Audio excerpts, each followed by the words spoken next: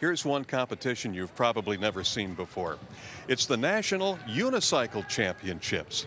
The one-wheeled riders were out on the Black Hills last summer, and I think you'll see that the unicycle isn't just for the circus anymore.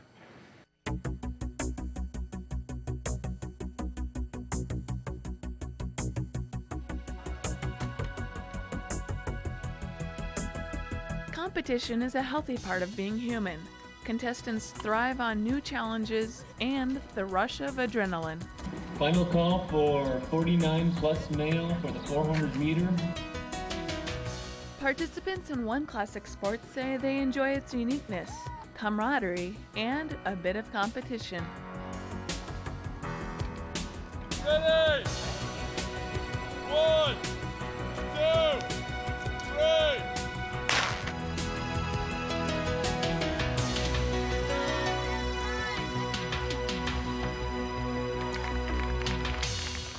Unicycling may not be a high-profile sport, though it is a hobby that's been around for a long time.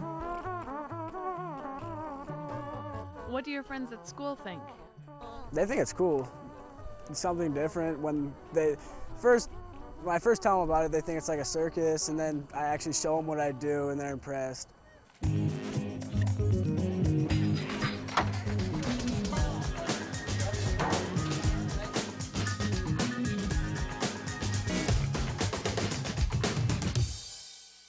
Well, unicycles came from penny farthing bicycles. That's the ones with the big front wheel and the tiny back wheel. Those bikes were highly dangerous. The rider sits almost on top of the wheel. So if you're going this way, on top of this big wheel, or if you hit a significant size rock or a little bump, it could be enough to put you over the front. So you have this really wide handlebar and you're going down, and in bicycling terms that was known as a header, because that's where you landed. During that same time period, people figured out that if they got that back wheel off the ground, they figured out they could ride it that way. Riders say that the simple vehicle has evolved. I think the appeal is we lost our training wheel. Stepping it up a notch, going a little bit more extreme, and the perceived risk. People ask us questions like, can you ride that thing uphill? Yeah. We can ride this pretty much anywhere you can ride a bike. Our main limiting factor is we can't roll into things because we have to pedal at all times. So everything you're doing on a unicycle is pedaling, and that's part of what makes mountain unicycling challenging. Like if you're going downhill and you can't, because unicycles don't have brakes and you can't just glide, you have to keep pedaling. It's like hard to slow down.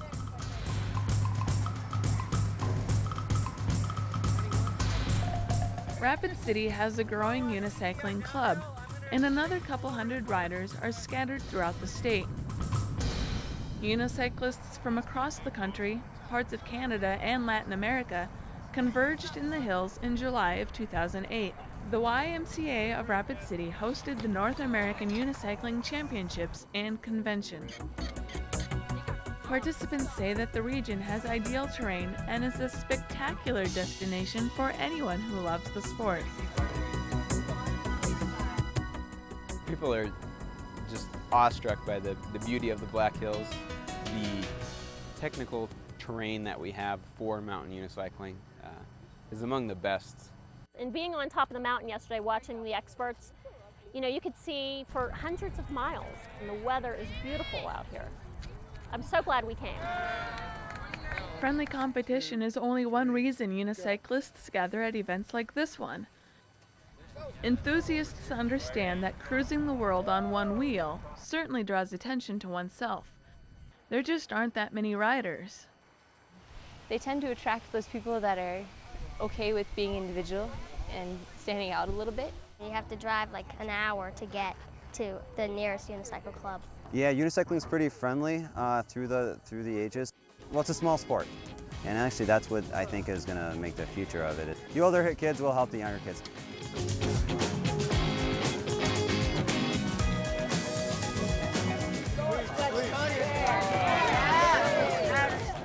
It's not too big, like outside of the club. We have a big club, but then it just kind of cuts off there, and then there's a few other people that do it. But what's neat about being around and having unicycled for so long is that you get to know people, and so each event Every summer you go back and you see a lot of the same people and you can catch up. Ready? 1, 2, 3, go! Just like any other sport, unicycling has a variety of disciplines. At events like the National Convention, participants race downhill, uphill, downhill again, pedal cross country, around a track, plus work to navigate obstacle courses and street stunts. Those are just a few options. Everyone gets involved with the sport for different reasons, but they all face the initial task of learning to ride. It takes time and is a little tricky. However, using only one wheel isn't as dangerous as it may seem. Oh, I hate skating on this.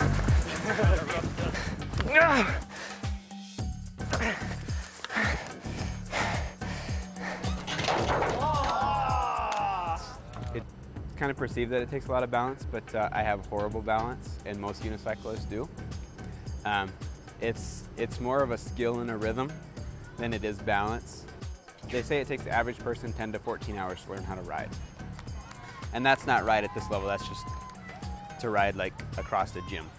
I was really afraid at first because it looks dangerous. It looks like if you fall at all, you're going to face plant. And it's really not. Oops. No falls. Okay. You have more control than you do on a two-wheel bike. Parents seem to, as I did, think that kids can't do things. You really can't get hurt too much riding a unicycle. The kid falls one way, the unicycle falls the other way. The underlying theme that draws all these athletes and enthusiasts together is a sense of challenge. It takes a special individual to branch out and take on something a little less conventional. The hardest part is probably getting to learn new things, because once you can do them, then it seems like easy. Persistence on the unicycle also rolls over to everyday life activities and skills. Okay, that means one more time, Zach. Go for it. You can do it.